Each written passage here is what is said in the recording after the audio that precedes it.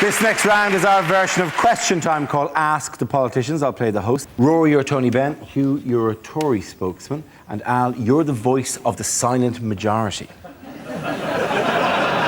Can we have our first audience question from, I think, the intense Scottish man there, please? Yes. Can I ask the panel what single law they would introduce to make Britain a better place? Tony Benn, would you like to come in on that? Well, you see, straight away, I wouldn't do a single law because I'd say a lot of laws because that's got an S in it. But but the best law, I would say, was Andrew Bonar Law, who was a Conservative minister and became Chancellor of the Exchequer in 1910. Wonderful person. I met him the first time. And he was the first person who got me interested in politics.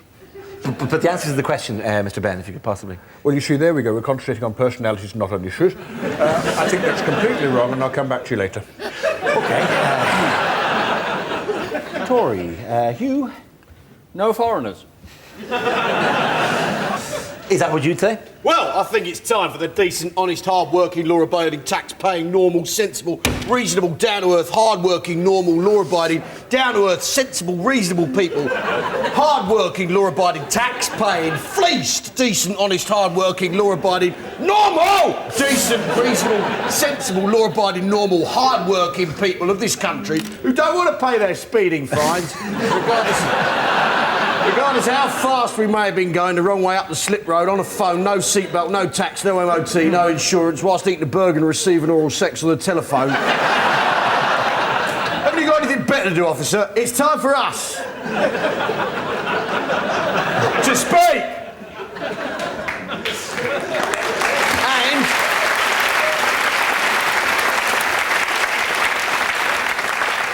bring back hanging, obviously. Let's go to our second question. The swarthy Greek lady on that side there, please.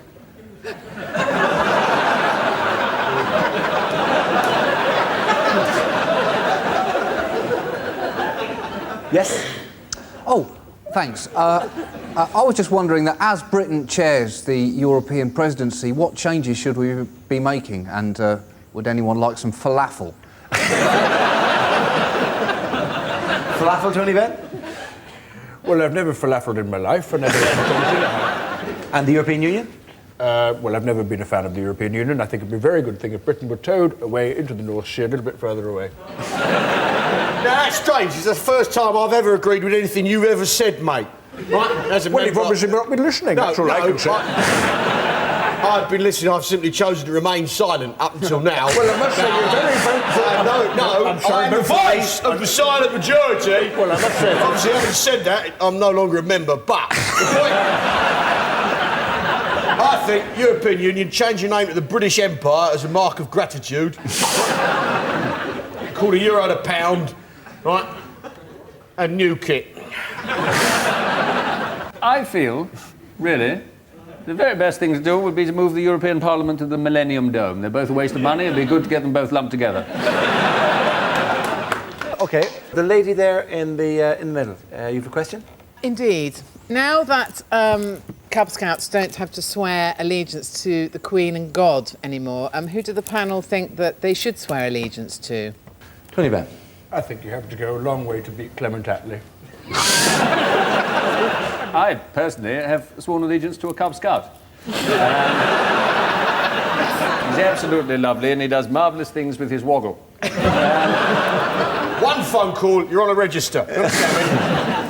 Who would you pledge allegiance to? Voice of the silent majority? Well,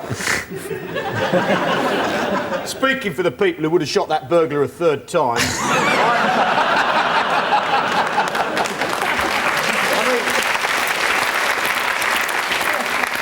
he shouldn't have done that anyway. He should have dug a pit with steel spikes and manure on the spikes and a rug on the top. In comes the burglar, falls in. Who's there? Who would I swear allegiance to? Yeah. Well, in fact, this is nonsense, isn't it? It's got to be the Queen. I've got to go back to the Queen. And I love the royal family. Not just out of mindless loyalty. If